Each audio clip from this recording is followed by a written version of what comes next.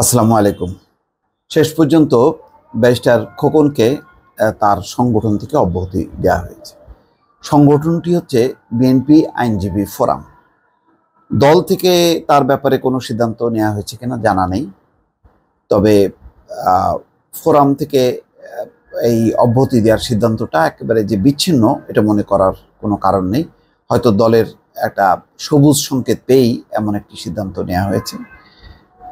এর মূল কারণ হচ্ছে যে তিনি যে সংগঠনের সিদ্ধান্ত উপেক্ষা করে সুপ্রিম কোর্ট বারের সভাপতি হিসেবে তিনি শপথ নিয়েছেন এবং দায়িত্বভার নিয়ে তিনি কাজ শুরু করেছেন। এই কারণেই তাকে সংগঠন থেকে অব্যাহতি দেওয়া হয়েছে। বিষয়টা খুবই গুরুত্বপূর্ণ এই কারণে যে পদটা যেমন গুরুত্বপূর্ণ ছিল সুপ্রিম কোর্ট বারের সভাপতি পদে, ঠিক এই সময়টা, কেননা বিচারাঙ্গন অত্যন্ত গুরুত্বপূর্ণ। তো এই সময় এরকম একটি নির্বাচিত সংস্থায় থাকা বিএনপির জন্য জরুরি ছিল, এটাও যেমন সত্য, তেমনি আবার এই পুরো নির্বাচন প্রক্রিয়াটা যেহেতু প্রশ্নবিদ্ধ, অনেক নাটকীয়তা এখানে হয়েছে একেবারে শুরু থেকেই।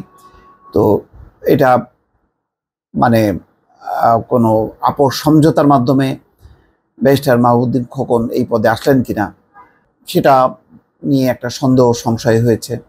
সবচেয়ে বড় কথা হলো যে এরকম একটি গুরুত্বপূর্ণ সংগঠনের ব্যাপারে যে নির্বাচন, সেখানে তার দলের নেতাদের প্রতিদ্বন্দ্বিতা করা, এখানে বিএনপির একটা কেন্দ্রীয় একটা সিদ্ধান্ত দরকার ছিল।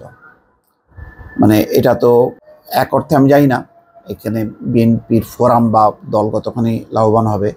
আবার এই সিদ্ধান্তের মধ্য দিয়ে মাহবুবউদ্দিন খোকন দল থেকেও বিচ্ছিন্ন হবার একটি প্রক্রিয়া শুরু হয়ে গেল।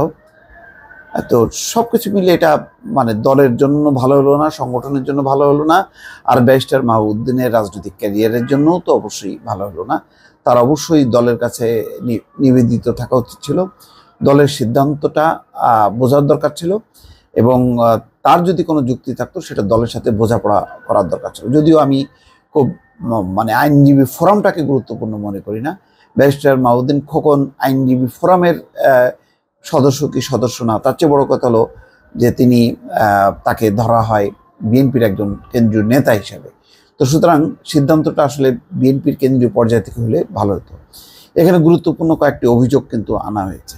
সেখানে বলা হচ্ছে যে সংগঠনের আহ্বানে সাড়া দিয়ে সদস্য পদে বিজয়ী ঘোষিত ফোরামে 3 জন সদস্য দায়িত্ব গ্রহণ থেকে বিরত থাকলেও, অর্থাৎ আরও যে 3 জন তারা দায়িত্ব গ্রহণ থেকে বিরত থাকছে, তারা বিরত থাকলো, কিন্তু সংগঠনের সিদ্ধান্ত উপেক্ষা করে আপনি গত সুপ্রিম কোর্ট আইনজীবী সমিতির সভাপতি পদে দায়িত্ব গ্রহণ করেছেন। আপনি একই দিনে সরকারি গোয়েন্দা সংস্থার সদস্যদের সক্রিয় উপস্থিতিতে এক মত বিনিময় সভার মাধ্যমে বিগত 7ই জানুয়ারি অবৈধ সরকারের ডামি নির্বাচনে অংশগ্রহণকারী 3 জন এমপি প্রার্থী ও বিএনএম নেতা, তৃণমূল বিএনপি দল থেকে বহিষ্কৃত দলছুট কতিপয় সদস্যকে দিয়ে দল ও দায়িত্বশীল নেতৃবৃন্দ সম্পর্কে বিষোদ্গার করিয়েছেন।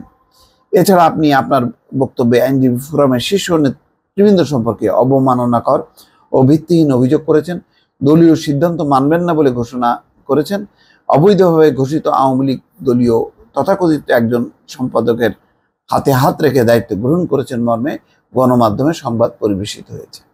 উদ্ভূত পরিস্থিতিতে গত 6 এপ্রিল বিএনপি চেয়ারপারসনের গুলশানের কার্যালয়ে জাতীয়তাবাদী আইনজীবী ফোরামের আলোচনা হয়। সেই আলোচনা থেকে আপনাকে সংগঠন দলীয় চরম শৃঙ্খলা পরিপন্থী হিসেবে গণ্য করে আপনাকে সিনিয়র সহসভাপতির পদ থেকে অব্যাহতি দেওয়া হচ্ছে। যাই হোক, এখন অব্যাহতি তো দেওয়া হলো, তাহলে ব্যারিস্টার মাহবুবউদ্দিনের এখন দলের সাথে কি সম্পর্ক থাকলো? ফোরাম থেকে না হয় তিনি মানে বাদ পড়লেন, কিন্তু তিনি থেকে গেলেন সুপ্রিম কোর্ট বারের সভাপতি হিসেবে। তাহলে দলের সাথে মাহবুবউদ্দিন খোকনের সম্পর্কটা তাহলে কি দাঁড়ালো? এই সিদ্ধান্তটা এখন খুব জরুরি। দর্শক ভালো থাকবেন, আল্লাহ হাফেজ।